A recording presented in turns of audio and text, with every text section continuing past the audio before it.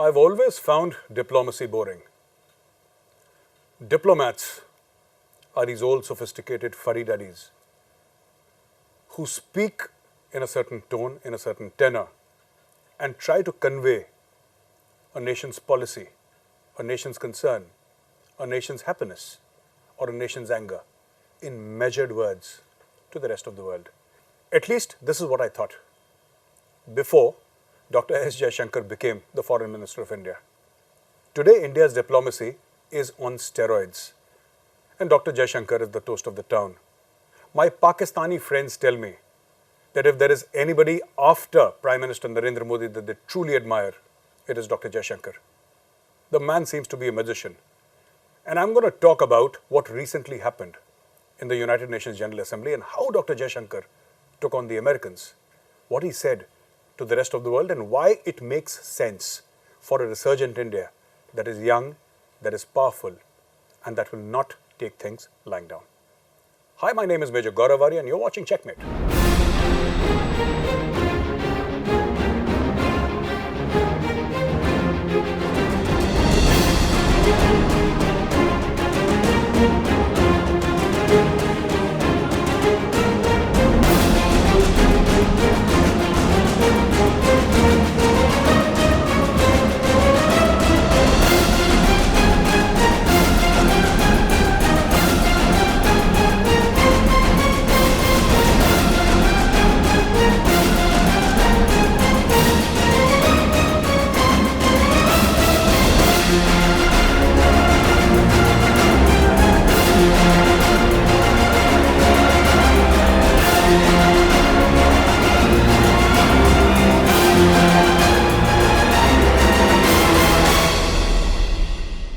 Ladies and gentlemen, recently, America decided to help old friend Pakistan with $450 million worth of assistance for their F-16 aircraft. Now, F-16 platform is about 4 decades old. And as all fighter aircrafts, it requires frequent maintenance and it requires critical components to keep it airworthy. And so the Americans helped. The Americans helped Pakistan. Mr. Rajnath Singh, India's defense minister, did not like this act by the Americans. And he put it out in so many words in front of the media, saying that the Americans were being unhelpful and, this will be used against India. Now, why this concern in India that Pakistani F-16s will be used against India? Because India is the only enemy that Pakistan has. Pakistan has no other enemy. The only large country other than India is China, and Pakistan is almost a vassal state of China. In the recent dogfight in which Abhinandan's plane was downed, it was an F-16 that did the damage. So even though the Pakistanis may promise to the Americans and the rest of the world that this will not be used against India, recent memory states otherwise. So what is India's point here? India's point is twofold. Number one, Pakistan using F-16s in an action against India is point number one. Point number two, with these refurbished F-16s, Pakistan will find that confidence to again interfere in Kashmir. Today, Pakistan has the intent but does not have the capability. And there is a very old saying, if you have the capability, intent can change overnight. This is the problem that India faces with Pakistan. My analysis is slightly different. And my analysis is exactly the same as the Americans. Ned Price, spokesperson of the US, said very recently that this is going to be specifically used, the Pakistani F-16s are going to be used against targets in Afghanistan. And I will tell you why that makes sense. It is not that our defense minister was wrong or our foreign minister was wrong. They were also right.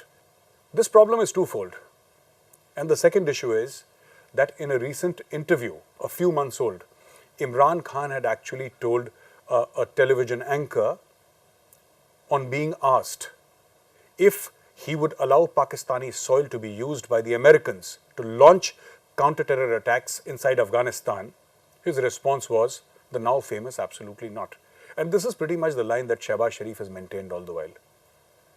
Now, it is not for Imran Khan to give permission or not give permission. It is not for any Pakistani Prime Minister to give a military permission to America.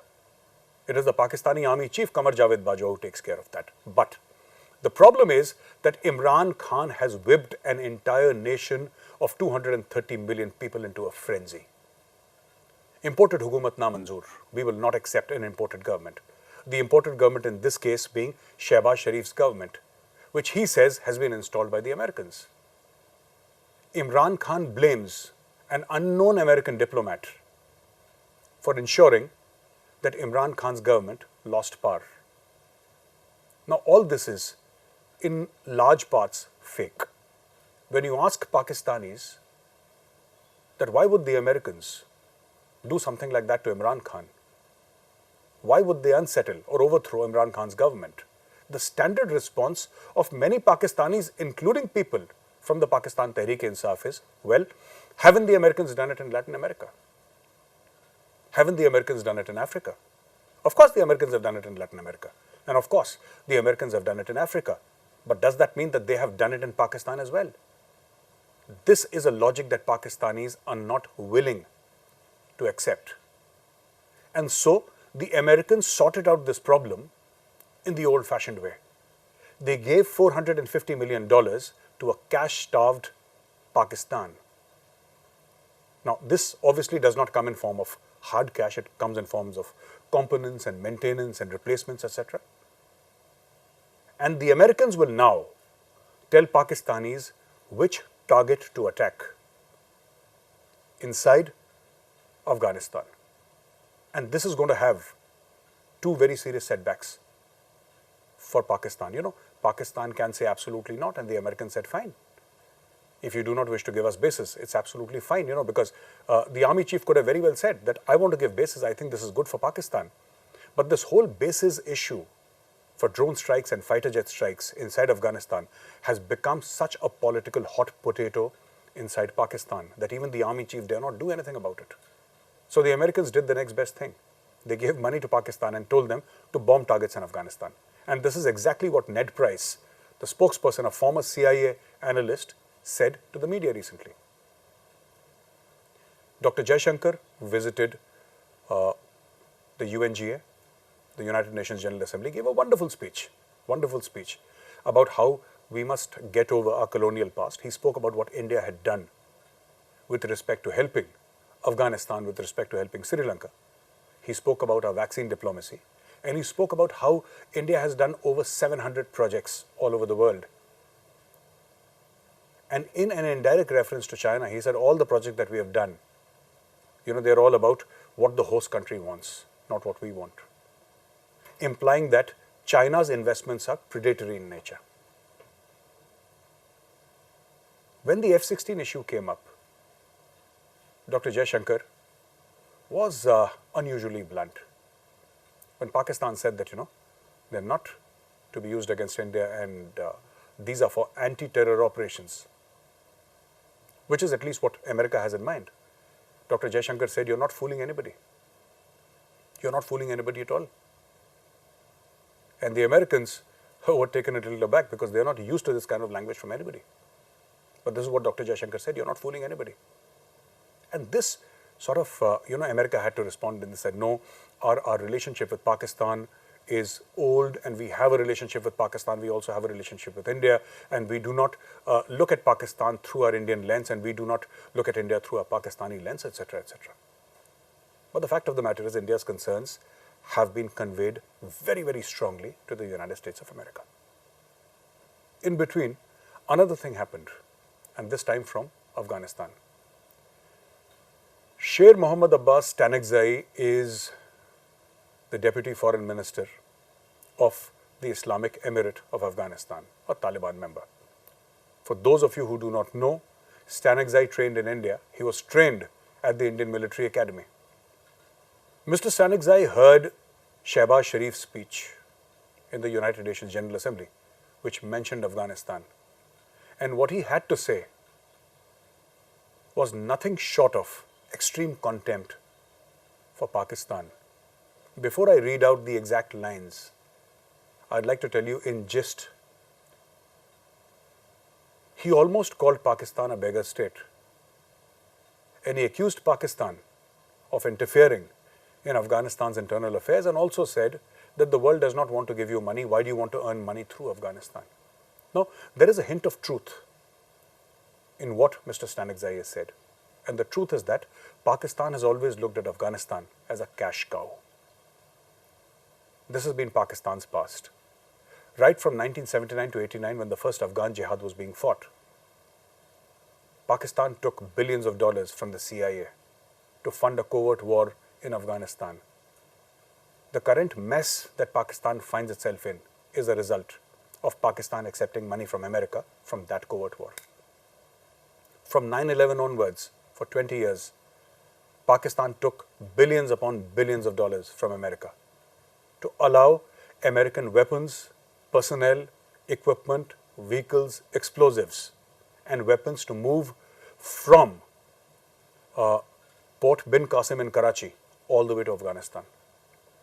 Pakistan actually helped America bomb Afghanistan, and it helped America maintain a very solid presence in Afghanistan for 20 years. Now, the Afghans do not like this, and if you go to the streets of Kabul, you will realize the kind of hatred the Afghan people have for the Pakistanis. The problem is that even the Taliban does not like the Pakistanis.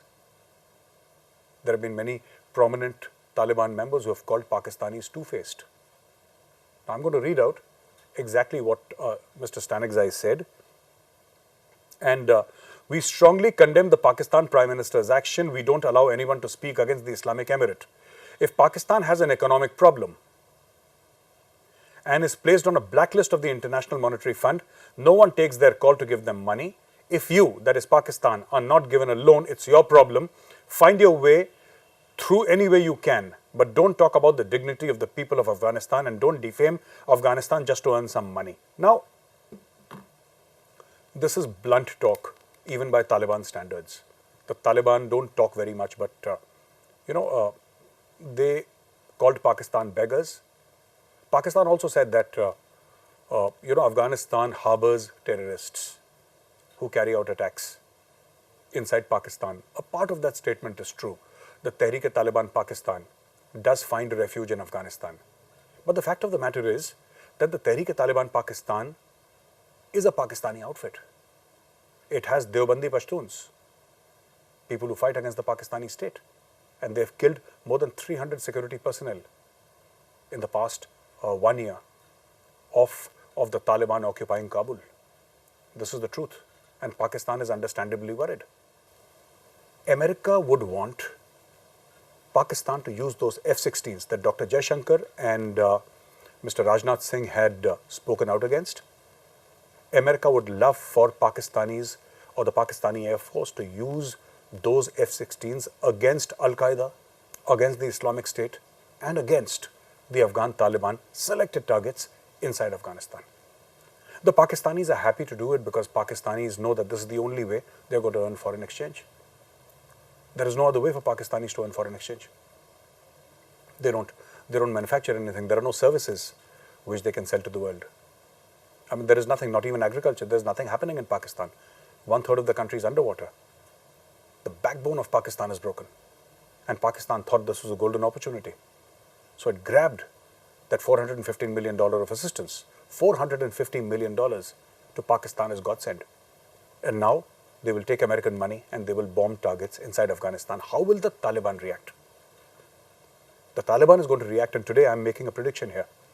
If Pakistan conducts airstrikes inside Afghanistan,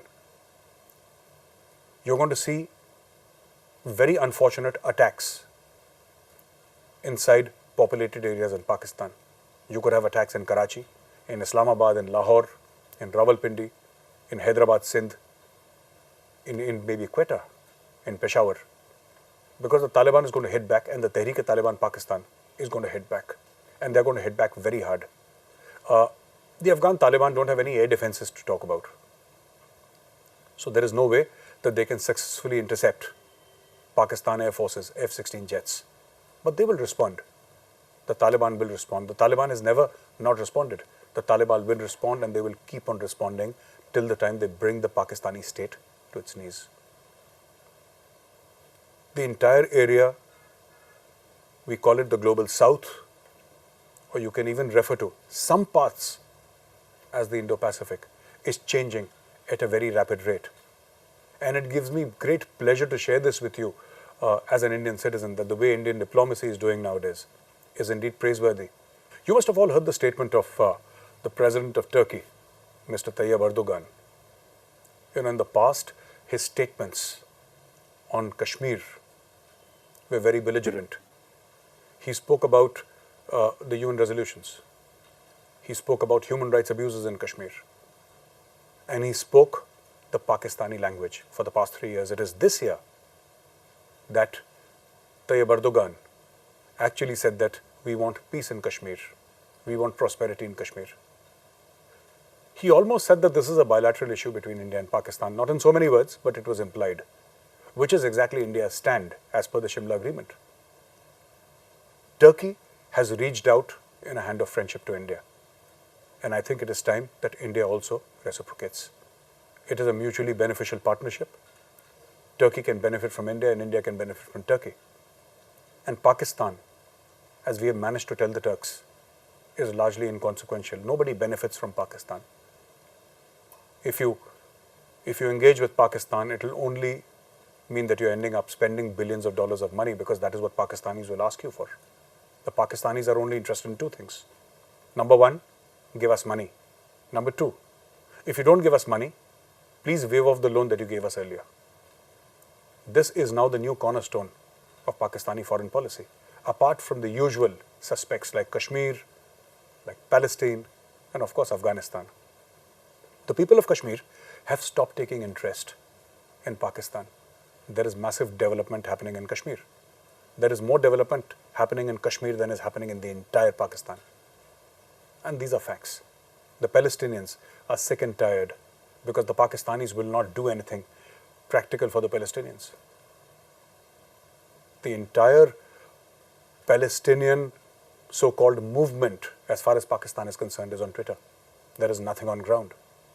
And as far as Afghanistan is concerned, you've already heard the comments of Mr. Stanikzai. There is nothing but disdain and anger against Pakistan's shenanigans in Kabul. Coming to China, which India perceives as a major threat, and so does most of the world, Dr. Jaishankar's comments are enlightening. He says, when asked a question about India's relationship with China, he says, "What I have said to my mind represents an accurate policy assessment of where the state of our relationship is. We continue to strive for a relationship with China, but one that is built on mutual sensitivity, mutual respect, and mutual interest."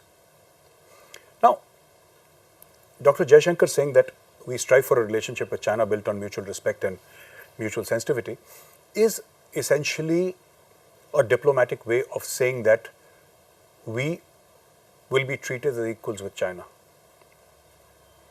We must be treated as equals, and there is no way China can push India.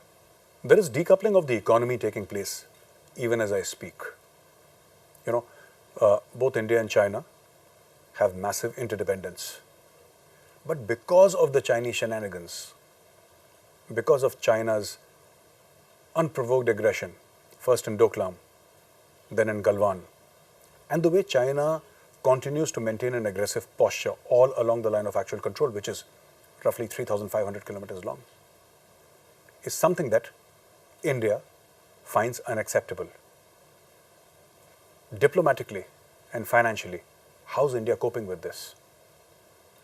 What Dr. Jaishankar said outlined the very basis of our relationship with India, mutual respect. Respect comes when both countries respect each other's borders and each other's sensitivities. China does not want to do that, and India will ensure that China does that. Very recently, you'd heard of iPhone 14s being manufactured in India. But that's a very small part of it. Many people miss the news of the Tata Group saying that they will manufacture iPhones in India. Now, what does this mean? How is it different? Currently, iPhones are being largely assembled in India, not manufactured in the classical sense. And when Tata steps into the fray, they're not going to do subcontracting. The Tatas will get in touch directly with Apple, and that is what is happening, getting in touch with Apple and saying that today Foxconn is manufacturing for you. We are going to be the second guys who are going to do it for you. And we are going to do it in India. And we are going to do a pretty fine job of it. And the Tata Group has the capability, the technology and the deep pockets to ensure that the entire product line of Apple is manufactured in India. This, over a period of time, will be a very deep shock to the Chinese, because China today is the manufacturing hub of the world. The other things that India is doing is moving out major manufacturing out of China, building up capability. This is normally referred to as supply chain resilience. A bunch of countries get together, Australia, Japan, India, and say that we must have supply chain resilience. If there is conflict with China, what happens to our economies? Can our economies withstand, the paucity of goods that will suddenly arise? And that is the core concept, my friends, of Atmanirbhar Bharat. Self-reliance is not just a fad. Self-reliance is existential. If India has to survive, India has to be self-reliant. This manufacturing in India, this make in India, everything, it gets us over the dependence on Chinese goods. And this is something that India is working overtime to achieve. There are many countries in the world who are more than happy to help India. Countries like Japan, the entire European continent, the United States of America, Canada, Australia. Everybody is saying we're going to help India because we realize that China is an existential threat to the rest of the world. And where does China get its money from? Where does China get its power from? Chinese power comes from contract manufacturing. And China gets its money from America. China gets its money from Europe and Australia. The day these countries say that we have found an alternative in India, or in Malaysia, or in Indonesia, or in the Philippines, or any other country for that matter, and we are going to move out this part of manufacturing out of China into these countries, the Chinese economy will start to collapse. This entire concept of decoupling with China and many other things about being self-reliant in many ways is called Atmanirbhar Bharat. And this is where Indian diplomacy comes in. That if we buy weapons from outside, we insist on transfer of technology. And today, it fills me with a great deal of pride when I see a foreign minister going outside and projecting India as it really should be projected. The world's largest democracy, a strong, powerful, confident nation that wants to deal with the world on its own terms. Thank you for watching Checkmate. I'll see you again next week with another episode. Till then, have a great weekend.